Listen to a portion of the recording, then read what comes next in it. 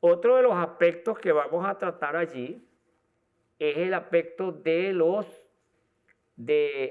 sujetos y los objetos mágicos. El talismán como objeto mágico, más mágico no puede ser que un talismán. Pero el caballo también es un ser mágico. Y un ser mágico que ahí tenemos nosotros el caballo alado, que es un ser mágico. El diablo anda a caballo, pero él no le da el caballo. Pero la bruja que tiene la propiedad de volar, que vuela hacia las regiones equinocciales, esta bruja le regala el caballo que ella se ha ganado con un acto de brujería. ¿Y quién dice quién le pagó con un caballo a esa bruja? Porque en el universo del destino, todas las piezas de dominó se van ordenando. Es un cuento popular. ¿Y quién dice que no es un cuento perfecto? Simbólicamente perfecto, que nos demuestra a nosotros que la literatura, la buena literatura, debe ser salvada por una simbólica, lo que estamos trabajando a partir de Cassirer. Ese cuento, para mí, es un cuento que amerita un estudio profundo de relaciones económicas, de esas relaciones que tienen que ver con el desarrollo de los Atos en Venezuela, cuya historia se remonta, y ayer tratamos el tema de Florentino y el Diablo, cuya historia se remonta desde el año 1670, cuando nacen los primeros Atos en Venezuela. Entonces, este hombre que tiene un ato, que tiene una cultura del ato, y una mujer que no tiene ato, que está aprendiendo una cultura y que está inmersa en un desarrollo sociocultural. En una cultura festiva, esta cultura de la festividad, cuya organización realmente va construyendo esa simbólica de lo social. Encontramos nosotros que en base a eso vamos a leer algunos contenidos de la fundamentación que son importantes para tenerlos y para reflexionarlos. La literatura oral es una forma poética narrativa universal que tiene la propiedad de construir el tejido inter y pluricultural de la diversidad étnica del mundo. Lo demuestra Vladimir Pro cuando él, para clasificar, coloca estos elementos fundamentales. El héroe y la fechoría, el antihéroe. La fechoría va a demostrar si es héroe o antihéroe. La carencia, el ayudante mágico y el objeto o el sujeto mágico. Y este hecho la reviste humanamente de importancia porque es una literatura esencialmente humana, cuya naturaleza es sustancia permutable, que tiene la propiedad de multiplicarse y construir su vectorialidad. Ahorita vamos a ver 3 cuentos recabados en el Estado portuguesa que tienen diversas variables, pero son diversos desarrollos culturales. En tal sentido, un cuento oral que tiene 50 versiones, tiene 50 espacios literarios distintos, porque sus espacios literarios son una sustancia diluida en una simbólica social que no es su contexto, que es esencialmente una relación de intercambio cultural y comunicacional entre un narrador y un receptor movilizado por la narratología.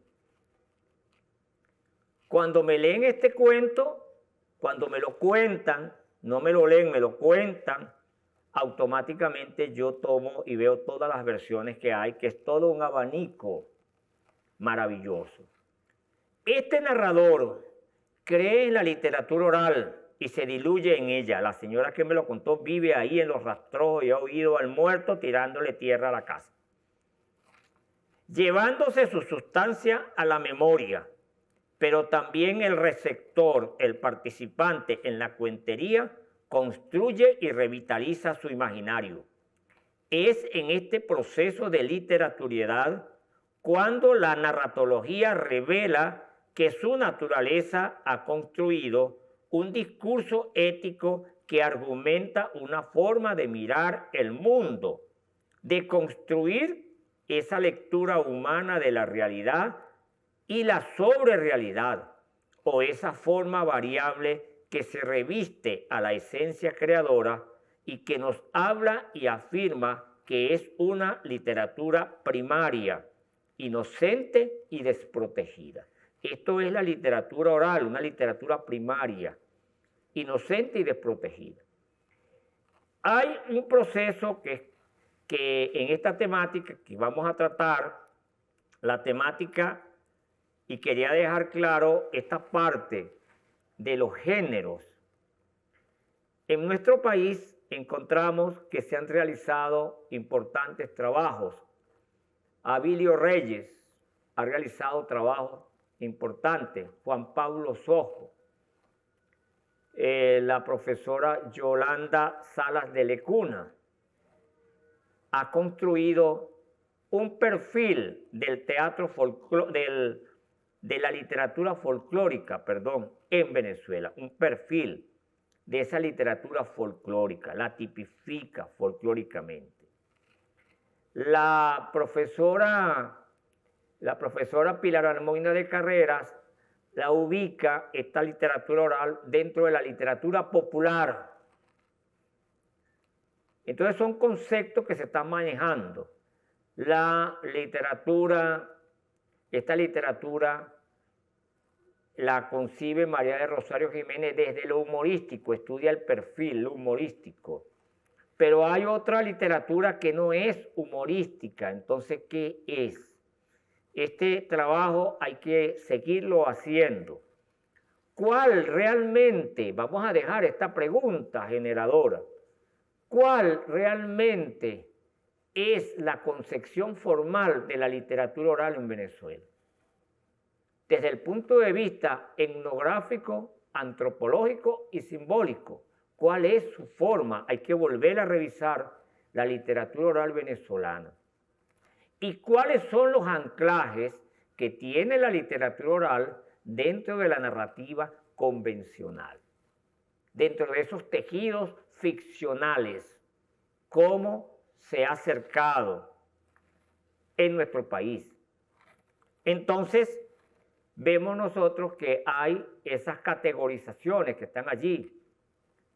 El Isaías Medina López considera esto y rescata la palabra cacho.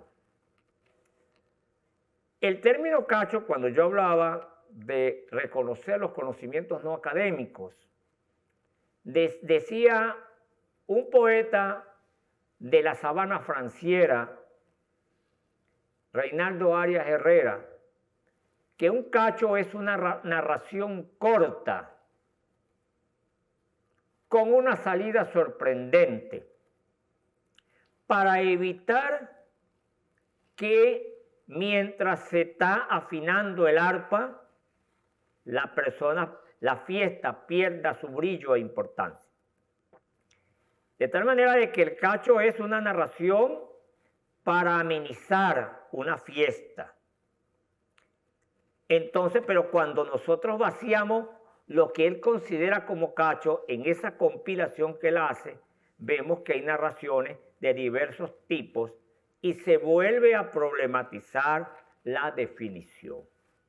Son cachos, está el cacho, pregunto, está el cacho inserto dentro de las concepciones de la poética de la literatura oral popular o la literatura oral folclórica expuesta por Yolanda Salas de Lecuna.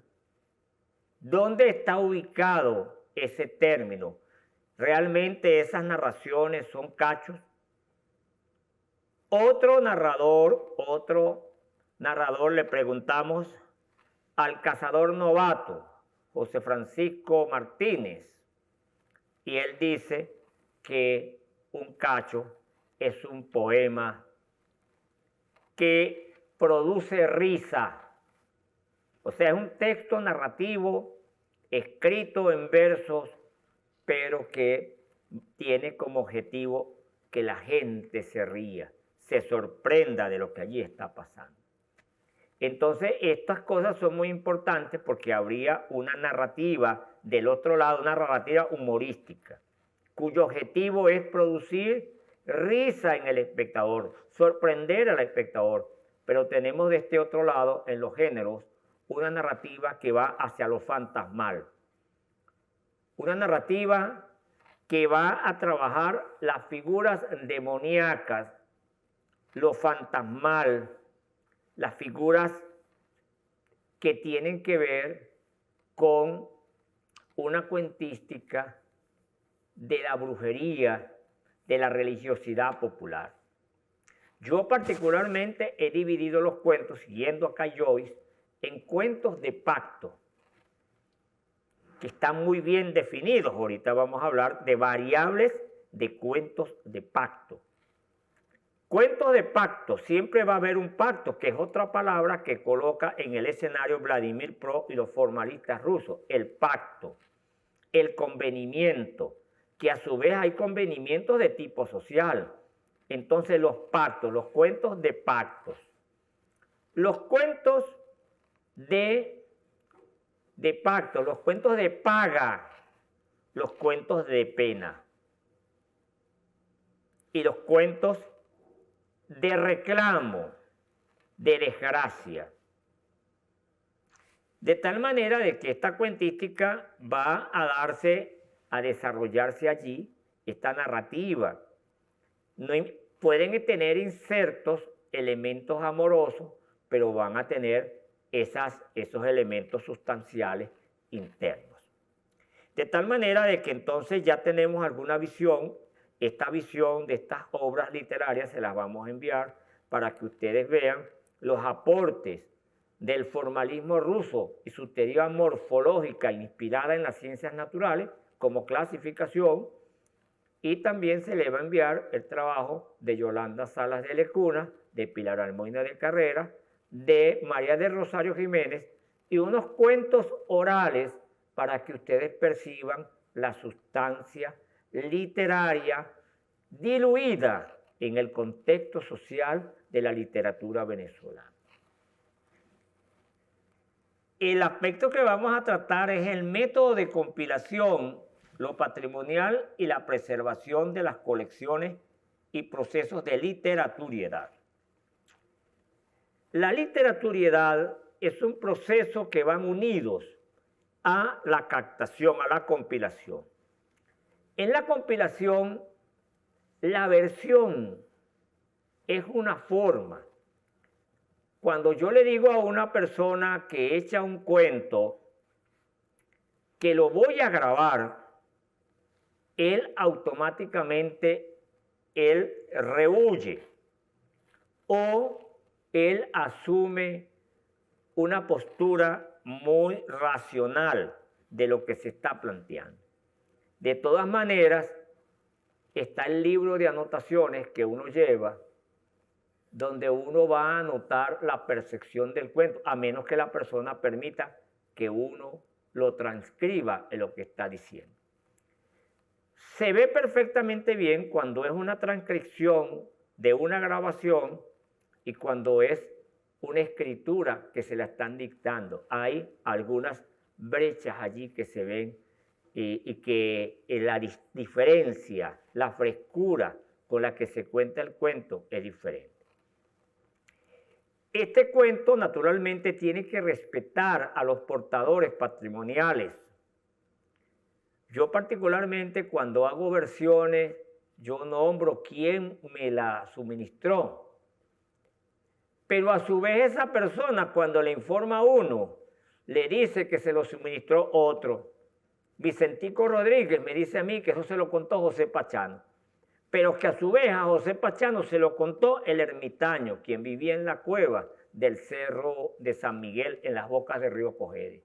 De tal manera de que ese pensamiento popular, esa autoría que está allí, que es la que hace que la literatura sea verdaderamente oral y de esencia popular, porque no tiene una autoría precisa. Si alguien agarra un cuento de los que yo he versionado y él los toma, naturalmente él los versionará, pero él tendrá que reconocerme a mí como portador patrimonial. La otra cosa es la preservación. Aquí es importante en Venezuela hablar de la preservación del patrimonio de la literatura oral en Venezuela. Ahora, hace algunos años se quemó la biblioteca de Stalingrado, se quemó un ala de la biblioteca. Todo el mundo sufrió que se hubiese quemado el ala de la biblioteca.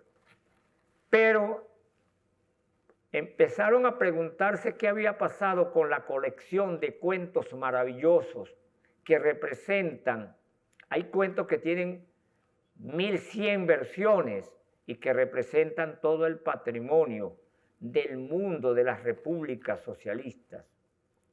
Y resulta que estaba también custodiado la transcripción tan perfecta, las fuentes, todo tan perfectamente cuidado que lo tienen en esas bóvedas, que incluso esas bóvedas están construidas contra un desastre atómico. Es tan importante la literatura oral para el mundo ruso que lo protegen contra un desastre atómico, porque esa es la verdadera referencia del mundo. Nosotros en Venezuela todavía no tenemos ese banco de información ni esa preservación de ese patrimonio oral. Es importante que empecemos a trabajar y a hacer esa arqueología de la literatura oral como patrimonio de la nación a todo lo largo de Venezuela. Ahora bien, encontramos nosotros que hay que preservar esas colecciones. Lo que hace Yolanda Salas de Lecuna es una colección del cuento folclórico, inspirado y trabajado de acuerdo a las formas de categorización del doctor Steele Thompson, uno de los más grandes coleccionistas de cuentos finlandeses y cuentos del norte de Europa. Realmente él hizo una tipología en base a las formas que se manifiestan en los cuentos, las formas como se manifiestan los personajes, esa especie de tipología, y construyó una tipología de esos personajes. Entonces, tenemos esa colección, la colección de Pilar Molina de Carrera, la colección de Isaías Medina López, la colección que yo tengo de cuentos, que son 120 cuentos orales, la colección de María del Rosario Jiménez, de tal manera de que esas colecciones hay que preservarlas y buscar otras versiones y otras variables dentro del universo de la literatura oral venezolana y dentro de la geografía venezolana, en esas zonas etnográficas de la literatura.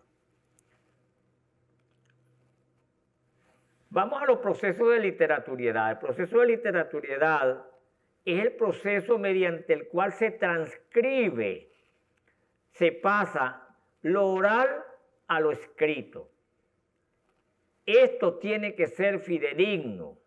No puede usted, como compilador, alterar la voz del narrador oral, que cuando se lea la distribución espacial se corresponda prosódicamente a lo que expresa este narrador.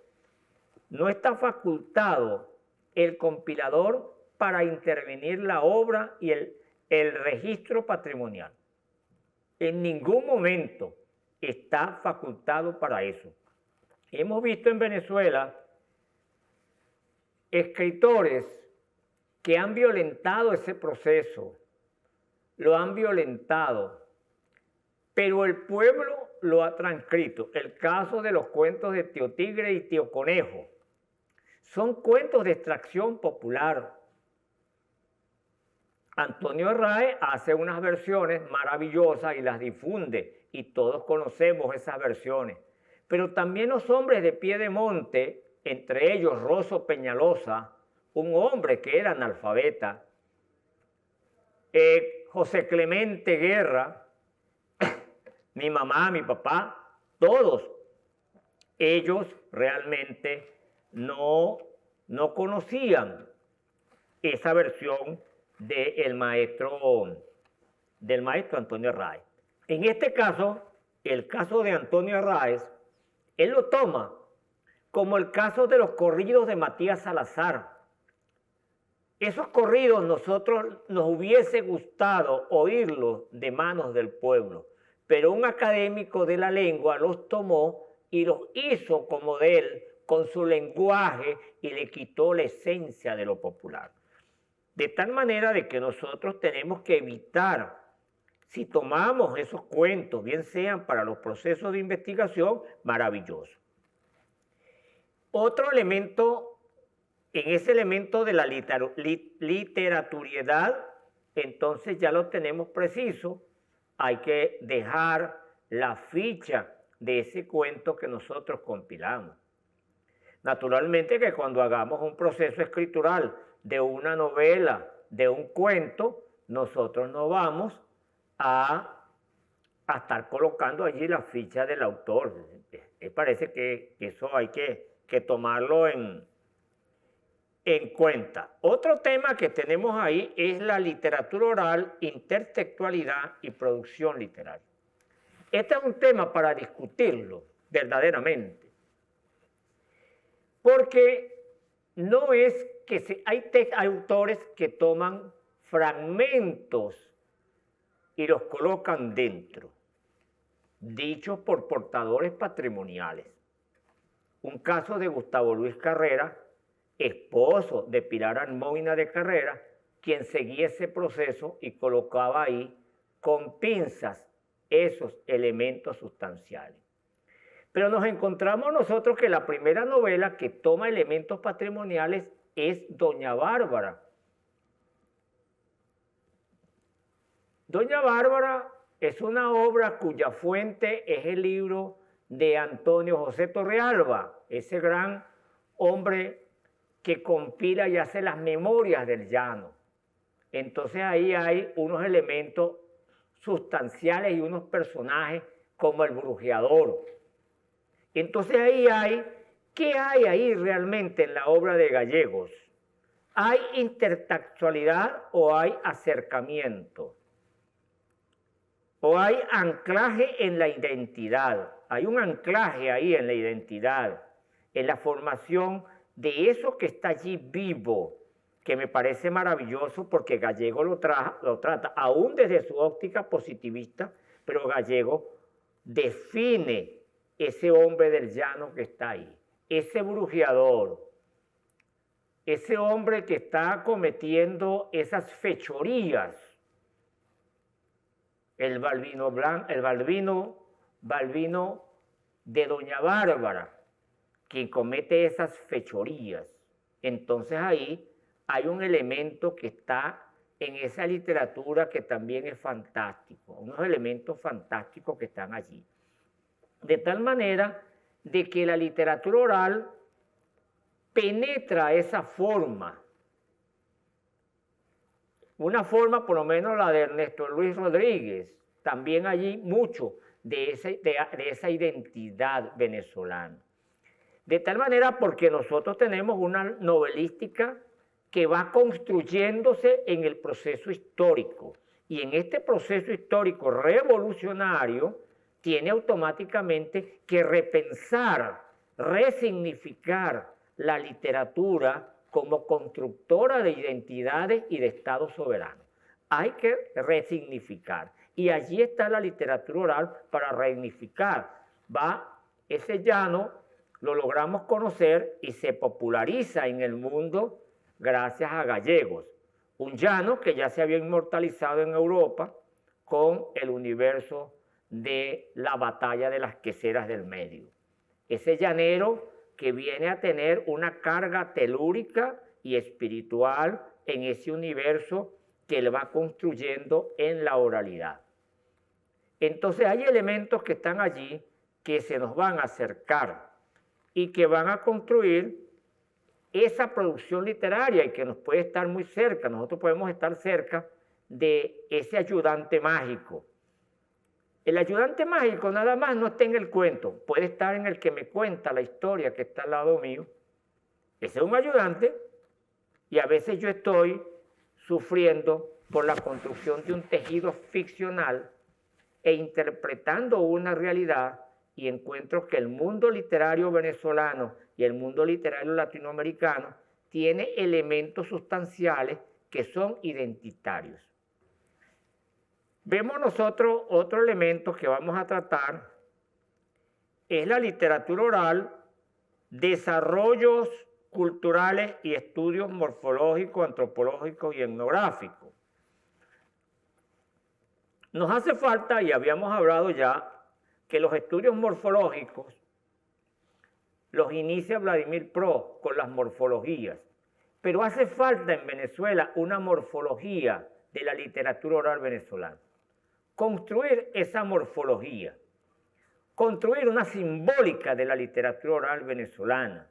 Se estudian particularidades y las particularidades le es muy difícil construir universalidades, sobre todo desde enfoques transversales, transaccionales, que permitan la integración de diversas formas de interpretación, de comprensión. Y en este seminario están todos invitados a valorar la literatura venezolana como esencia de un país y como constructora de soberanía, sobre todo producida por ese hombre de pueblo. Una literatura que es plural, marginada, pero es una de las más inocentes de todas las literaturas del mundo. Entonces nos encontramos ya para concluir que hay desarrollos culturales. Cuando vemos nosotros la zona del Baúl, tiene un desarrollo cultural.